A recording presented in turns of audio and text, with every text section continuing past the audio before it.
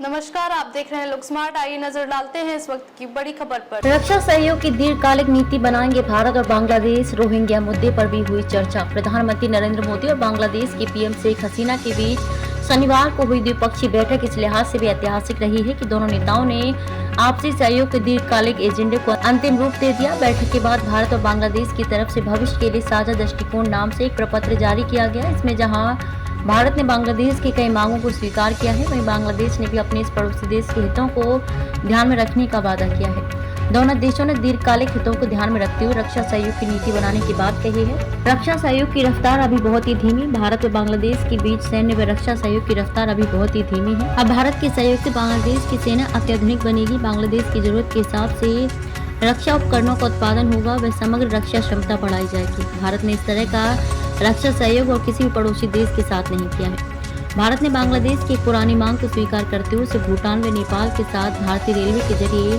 कारोबार करने की इजाजत देती है। इससे बांग्लादेश को निर्यात बढ़ाने में मदद मिलेगी। जल्द ही दोनों देशों के बीच एक विशेष कारोबारी समझौता करने की भी तैयारी है। कोशिश ये है कि भूटान, नेपाल व बांग्लादेश के बीच एक साझा बाजार तैयार किया जा सके। बाद में अन्य पड़ोसी देशों जैसे म्यांमार, श्रीलंका आदि को भी इससे जोड़ा जा सकता है।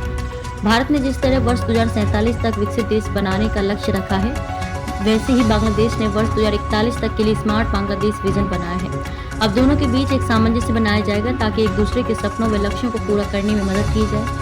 परमाणु ऊर्जा और अंतरिक्ष क्षेत्र में भी सहयोग की गति तेज होगी। दोनों देश रेल, सड़क, हवाई मार्ग और जल मार्ग के जरिए आवागमन व माल ढुलाई के लिए कनेक्टिविटी को और मजबूत बनाएंगे। इस प्रपत्र में भारत ने बांग्लादेश को आश्वस्त किया है कि वह अपनी क्षमता के मुताबिक उसे आवश्यक सामग्रियों की आपूर्ति में पूरी मदद करेगा। हसीना ने भारतीय कंपनियों को निवेश के लिए आमंत्रित किया। प्रेस के अनुसार पीएम शेख हसीना ने भारतीय कंपनियों को बांग्लादेश के विशेष आर्थिक क्षेत्र में निवेश करने के लिए आमंत्रित किया है। भारतीय औद्योगिक परिसंघ CII को संबोधित करते हुए उन्होंने कहा कि भारत और बांग्लादेश को व्यापार के लिए मिलकर काम करना चाहिए। भारत में बहुत बड़ा बाजार है, इसलिए दोनों देश मिलकर काम कर सकते हैं और अपने अनुभव साझा कर सकते हैं। यहाँ व्यापार करने का अच्छा अवसर है। उन्होंने इस बात पर जोर दिया कि व्यापार करना द्विपक्षीय संबंधों का महत्वपूर्ण हिस्सा है। भारत बांग्लादेश ने विभिन्न स्तरों पर रोहिंग्या मुद्दे पर चर्चा की। ANI के अनुसार विदेश सचिव विनय क्वात्रा ने शनिवार को कहा कि भारत और बांग्लादेश ने विभिन्न स्तरों पर बातचीत के दौरान रोहिंग्या मुद्दे पर समय समय पर चर्चा की। बस इतना ही, फिर होगी आपसे मुलाकात ऐसी एक और बड़ी खबर के साथ। तब तक के लिए नमस्कार और देखते रहिए लुक स्मार्ट।